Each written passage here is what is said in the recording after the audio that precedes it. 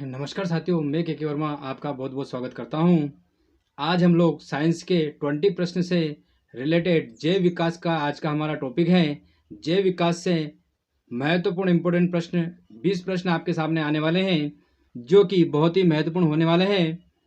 जैव विकास के एमसीक्यूज आइए देखते हैं। जैव विकास से संबंधित प्रश्न नंबर आज का पहला प्रश्न है। प्रश्न नंबर पहला है, समजात संरचना किस प्रकार की है? समजात संरचना किस प्रकार की है? प्रश्न नंबर पहला है, समजात संरचना किस प्रकार की है? ऑप्शन नंबर ए, उत्पत्ति में असमान, कार्य में समान। ऑप्शन नंबर बी, उत्पत्ति तथा कार्य दोनों में असमान। ऑप्शन नंबर सी, उत्पत्ति तथा कार्य दोनों में समान। एंड ऑप्शन नंबर डी, उत्पत्ति में समान तथा कार्य में असमान। तो समजात संरचना जो होती है वो उत्पत्ति में तो समान होती हैं, लेकिन कार्य में असमान होती हैं, समजात अंग कहलाते हैं। ऑप्शन नंबर डी आपका राइट आंसर होने वाला है। Option number D is the right answer. इसी के साथ प्रश्न नंबर दूसरा है। प्रश्न नंबर 2 है, चमगादड़, टिड्डा तथा कबूतर के पंख किसका उदाहरण है? चमगादड़, टिड्डा तथा कबूतर के पंख किसका उदाहरण है? ऑप्शन नंबर ए, समजात अंग। ऑप्शन नंबर बी, समवृत्ति अंग। ऑप्शन नंबर सी, अवशेषी अंग।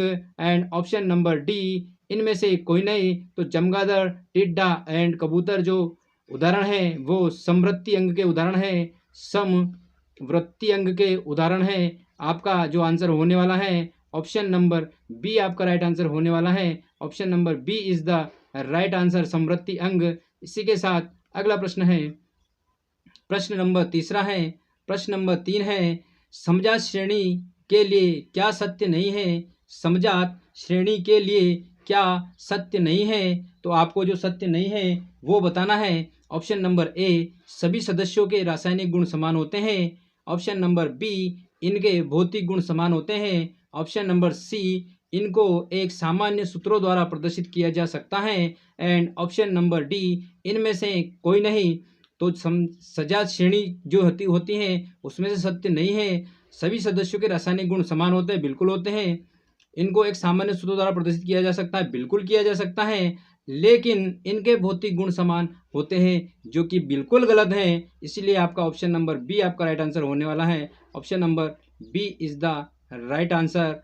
बी राइट आंसर रहेगा। इनके भौतिक गुण समान होते हैं, जो कि बिल्कुल गलत है।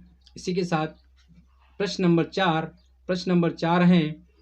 प्रश्न नंबर 4 है, प्राकृतिक वर्ण द्वारा जातियों की उत्पत्ति किताब किसके द्वारा लिखी गई है? जातियों की उत्पत्ति जो बुक है वो किसके द्वारा लिखी गई है? Option number A, Oparin. Option number B, वेलक। Option number C, Darwin. Option number D, Darwin and वेलक। तो जो आपका जो है प्राकृतिक वर्ण द्वारा जातियों की जो उत्पत्ति की जो किताब है, जो बुक है, वो वैज्ञानिक डार्विन ने लिखी थी। ऑप्शन नंबर सी आपका राइट आंसर होने वाला है। ऑप्शन नंबर सी आपका राइट आंसर होने वाला है। इसी के साथ अगला प्रश्न है। प्रश्न नंबर 5, बाल, नाखून, खुर आदि बने होते हैं। बाल, नाखून तथा खुर किसके बने होते हैं? ऑप्शन नंबर ए, वसा। Option number b, protein. Option number c vitamin. And option number c, vitamin. Option number d, लोहा। तो बाल और नाखून जो है वो काइटिन के बने होते हैं। किसके बने होते हैं? काइटिन के। लेकिन आपके इसमें तो काइटिन ऑप्शन नहीं है, तो क्या करेंगे? काइटिन जो है वो प्रोटीन के बने होते हैं। इसीलिए आपका जो आंसर होने वाला है ऑप्शन नंबर सी, प्रोटीन आपका राइट आंसर होने वाला है। Option number c is the right answer. प्रश्न में काइटिन भी दे रखा होगा तो काइटिन सही रहेगा। इसी के साथ अगला प्रश्न है। प्रश्न नंबर 6 है, पोषण स्वभाव के अनुसार मनुष्य क्या है? ऑप्शन नंबर ए, शाकाहारी। ऑप्शन नंबर बी, सर्वाहारी। ऑप्शन नंबर सी, मांसाहारी। एंड ऑप्शन नंबर डी, फलाहारी। तो पोषण के अनुसार जो मनुष्य जो है वो मनुष्य शाकाहारी भी हैं और मांसाहारी भी हैं। लेकिन प्रत्येक मनुष्य जरूरी नहीं है कि सिर्फ शाकाहारी रहे, या प्रत्येक मनुष्य जरूरी नहीं है कि सिर्फ मांसाहारी रहे। लेकिन मनुष्य जो होता है वो होता है सर्वाहारी। वो मांसाहारी भी खा सकता है, शाकाहारी भी रह सकता है और फलाहारी भी हो सकता है। इसीलिए आपका ऑप्शन नंबर बी आपका राइट आंसर होने वाला है कि मनुष्य जो है वो सर्वाहारी हैं। सर्वाहारी के अंतर्गत मनुष्य आता है। इसी के साथ प्रश्न नंबर 7 इसी के साथ प्रश्न नंबर 7 है, उपार्जित लक्षणों की वंशागति को किसके द्वारा प्रस्तावित किया गया है? वंशागति को किसके द्वारा प्रस्तावित किया गया है? Option number A Darwin, option number B Lamarck, option number C वेल्लक and option number D Oparin. तो जो लेमार्क जो है, लेमार्क ने उपार्जित लक्षणों की वंशागति के द्वारा प्रस्तावित किया गया था। ऑप्शन नंबर बी आपका राइट आंसर होने वाला है, लेमार्क। ऑप्शन नंबर बी आपका राइट आंसर होने वाला है। इसी के साथ प्रश्न नंबर 8 है। प्रश्न नंबर 8 है, अवशेषी अंग है। मोस्ट और इम्पोर्टेंट प्रश्न आया है। अवशेषी अंग है, मोस्ट प्रश्न है। अवशेषी अंग है, ऑप्शन नंबर ए आदंग, ऑप्शन नंबर बी प्रारंभिक एंड ऑप्शन नंबर सी अनुप्रयोग के कारण हासित अंग एंड ऑप्शन नंबर डी इनमें से कोई नहीं। तो अवशेषी अंग वो उसे बोलते हैं जो उपयोग में नहीं आने के कारण, जो उपयोग में नहीं आने के कारण धीरे धीरे विलुप्त हो गए, अवशेष हो गए, उसे ही अवशेषी अंग कहते हैं। अनुप्रयोग के कारण हासित अंग, ऑप्शन नंबर सी आपका राइट आंसर होने वाला है। Option number c is the right answer. इसी के साथ प्रश्न नंबर 9 है। प्रश्न नंबर 9 है, निम्न में उपार्जित हो सकते हैं लेकिन वंशागत नहीं। उपार्जित तो हो सकते हैं लेकिन वंशागत नहीं हो सकते हैं। ऑप्शन नंबर ए आंखों का रंग, ऑप्शन नंबर बी बालों का रंग, ऑप्शन नंबर सी त्वचा का रंग एंड ऑप्शन नंबर डी शरीर का आकार। तो शरीर का आकार उपार्जित तो हो सकता है लेकिन वंशागत नहीं हो सकता है। इसीलिए आपका ऑप्शन नंबर बी आपका राइट आंसर रहेगा। Option number B is the right answer. इसी के साथ अगला प्रश्न है, प्रश्न नंबर 10 है। प्रश्न नंबर 10 है, पक्षियों के पंख रिक्त स्थान के रूपांतरण है। पक्षियों के पंख जो हैं वो किसके रूपांतरण हैं? ऑप्शन नंबर ए पश्चिपाद, ऑप्शन नंबर बी नखर, ऑप्शन नंबर सी अंगुली पर्व एंड ऑप्शन नंबर डी अग्रपाद। तो जो पक्षियों के जो पंख हैं वो अग्रपाद हैं। पक्षियों के जो पंख होते हैं वो अग्रपाद का ही एक रूपांतरण है जिसे हम पंख के रूप में जानते हैं, लेकिन एक्चुअल में वो पक्षियों के अग्रपाद जो हैं वो पंख हैं। अग्रपाद ही को पंख बोला जाता है। इसी के साथ प्रश्न नंबर 10वें का ऑप्शन नंबर डी आपका राइट आंसर होने वाला है। Option number D is the right answer. इसी के साथ अगला प्रश्न है, प्रश्न नंबर 11 है, निम्न में से कौन एक जलीय अनुकूलन नहीं है? जलीय अनुकूलन नहीं है। ऑप्शन नंबर ए धारा रहित शरीर, ऑप्शन नंबर बी खोखली हड्डी, ऑप्शन नंबर सी गिल्स की उपस्थिति एंड ऑप्शन नंबर डी पंखों की उपस्थिति। तो जो ऑप्शन नंबर बी है खोखलों की हड्डी वो जलीय अनुकूलन नहीं है। ऑप्शन नंबर बी आपका राइट आंसर होने वाला है। Option number B is the right answer. इसी के साथ प्रश्न नंबर 12 है। प्रश्न नंबर 12 है, जातियों का उद्भव पुस्तक लिखी। जातियों का उद्भव जो पुस्तक है किसने लिखी? Option number A Darwin, option number B Lamarck, option number C Mendel and option number D Linnaeus. तो जातियों का उद्भव विकास की जो पुस्तक है वो Charles Darwin, option number A Darwin ने लिखी। इसलिए ऑप्शन नंबर ए आपका राइट आंसर होने वाला है। Option number A is the right answer. इसी के साथ प्रश्न नंबर 13 है। प्रश्न नंबर 13 है, मानव प्रजाति में सबसे पहला सदस्य रिक्त स्थान खोजा गया था, कौन सा खोजा गया था? ऑप्शन नंबर ए ऑस्ट्रेलिया से, option number A Africa, option number B Australia, option number C America and option number D Asia. मानव जाति में सबसे पहला सदस्य जो है वो अफ्रीका में खोजा गया था। ऑप्शन नंबर ए आपका राइट आंसर होने वाला है। Option number A is the right answer. Most प्रश्न है, अधिकतर पूछा जाता है। इसी के साथ बढ़ते हैं अगले प्रश्न की ओर। प्रश्न नंबर 14 है, दो विभिन्न जीवों में संबंध जो एक साथ रहते हैं और लाभान्वित होते हैं क्या कहलाते हैं? ये डेफिनेशन है। ऑप्शन नंबर ए सहभोजी, ऑप्शन नंबर बी सहजीवी, ऑप्शन नंबर सी परजीवी एंड ऑप्शन नंबर डी परभक्षण। तो दो विभिन्न जीवों का जो संबंध है वो एक साथ लाभ लेते हैं, एक साथ लाभान्वित होते हैं, तो उसे क्या बोलते हैं? उसे बोलते हैं सहजीवी। एक साथ जीवन यापन करना और एक साथ लाभ लेना, सजीवी कहलाता है। इसीलिए आपका ऑप्शन नंबर बी आपका राइट आंसर होने वाला है। ऑप्शन नंबर बी आपका राइट आंसर होने वाला है। इसी के साथ आइए देखते हैं प्रश्न नंबर 15। प्रश्न नंबर 15 है, जीवों का अनुकूलन होता है। जीवों का अनुकूलन होता है। ऑप्शन नंबर ए कायांतरण, ऑप्शन नंबर बी वंशागत, ऑप्शन नंबर सी उपार्जित लक्षण एंड ऑप्शन नंबर डी इनमें से कोई नहीं। तो जीवों का जो अनुकूलन है वो उपार्जित लक्षण है। ऑप्शन नंबर सी आपका राइट आंसर होने वाला है।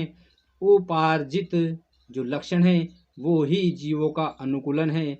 ऑप्शन नंबर सी आपका राइट आंसर होने वाला है। ऑप्शन नंबर सी 15वें प्रश्न का ऑप्शन नंबर सी आपका राइट आंसर है। इसी के साथ आइए प्रश्न नंबर 16 है।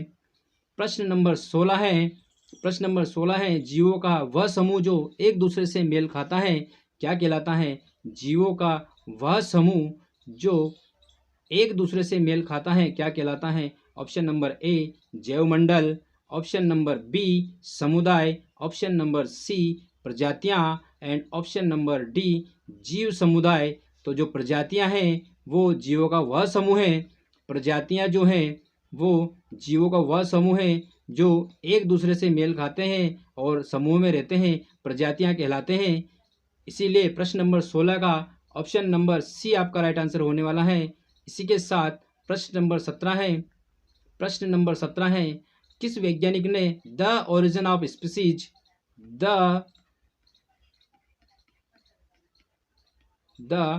ओरिजिन ऑफ स्पीसीज पुस्तक के बारे में अपने विचार का वर्णन किया है। किसने किया है। Option number A Charles Darwin, option number B Hugo de Vries and option number C Lamarck, option number D इनमें से कोई नहीं। तो चार्ल्स डार्विन जो है, चार्ल्स डार्विन ने द ओरिजिन ऑफ स्पीसीज पुस्तक के बारे में अपने विचारों का वर्णन किया था। ऑप्शन नंबर ए आपका राइट आंसर होने वाला है। ऑप्शन नंबर ए आपका राइट आंसर होने वाला है। इसी के साथ अगला प्रश्न है, प्रश्न नंबर 18 है। प्रश्न नंबर 18 है, विकास का उत्परिवर्तन का सिद्धांत किसने प्रतिपादित किया। विकास का प्रश्न नंबर 18 है, विकास का उत्परिवर्तन